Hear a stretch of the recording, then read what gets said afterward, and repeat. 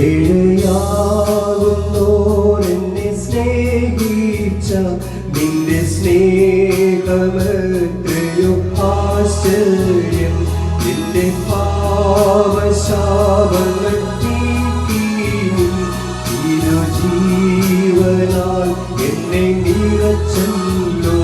എന്റെ ആയുസ്സിൻ ദിനമൊക്കെയും നിന്നെ മാത്രം ഞാൻ സേവിക്കും. എന്റെ പ്രാണനായകനേശുവേ, നിന്റെ സ്നേഹം നീ എനിക്ക്.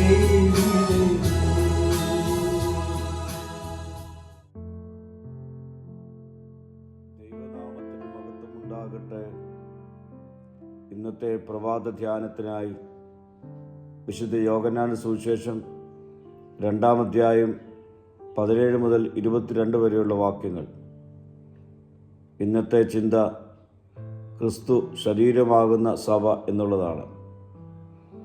ഇന്നത്തെ ധ്യാനഭാഗത്ത് ദേവാലയ ശുദ്ധീകരണവും തൻ്റെ ശരീരമെന്ന ആലയത്തെ ഇടിച്ചു കളഞ്ഞാൽ താൻ 3 ദിവസം കൊണ്ട് പണിയുമെന്നുള്ള യേശുവിൻ്റെ വാക്കുകൾ ശ്രദ്ധേയമാണ്.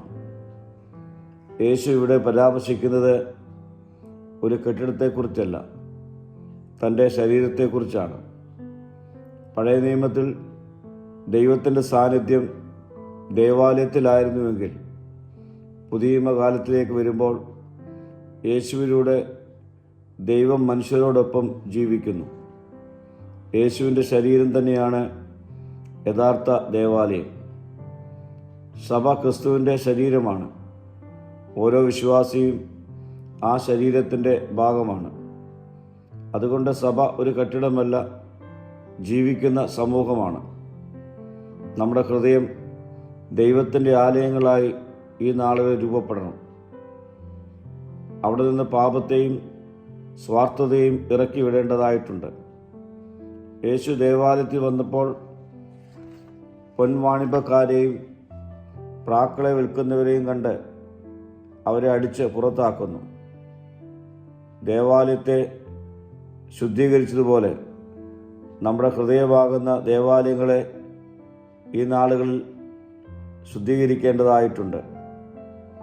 ഈ മന്ദിരം പൊളിപ്പീൻ, ഞാൻ 3 ദിവസത്തിനകം അതിനെ പണിയുമെന്ന് യേശു യഹൂദന്മാരോട് പറയുന്നത് തൻ്റെ ശരീരമാകുന്ന മന്ദിരത്തെക്കുറിച്ചാണ്.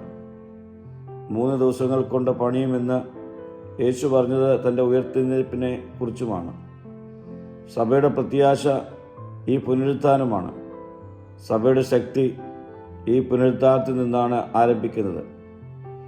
അവൻ്റെ പുനരുത്ഥാനം നമുക്ക് നൽകുന്നത് പുതിയ ജീവനും പ്രത്യാശയും ജയിക്കുന്ന വിശ്വാസമാണ്. പ്രിയരെ, യേശുക്രിസ്തു യഥാർത്ഥത്തിൽ ആലയമാണ്. നാം അവൻ്റെ ശരീരമായ സഭയാണ്. അതിനാൽ നമ്മുടെ ജീവിതം ശുദ്ധമായ ആലയമാകണം. അതിനായി നമ്മുടെ ഹൃദയം ദൈവത്തിൻ്റെ ആലയമായി സൂക്ഷിക്കാം. പ്രാർത്ഥിക്കാം. കർത്താവേ, ഞങ്ങളെ നിന്റെ ശരീരമായ സഭയുടെ ഭാഗങ്ങളായി തീർക്കണമേ. മഹത്വം നീ എടുക്കണം. യേശുവിൻ്റെ നാമത്തിൽ തന്നെ. ആമീൻ.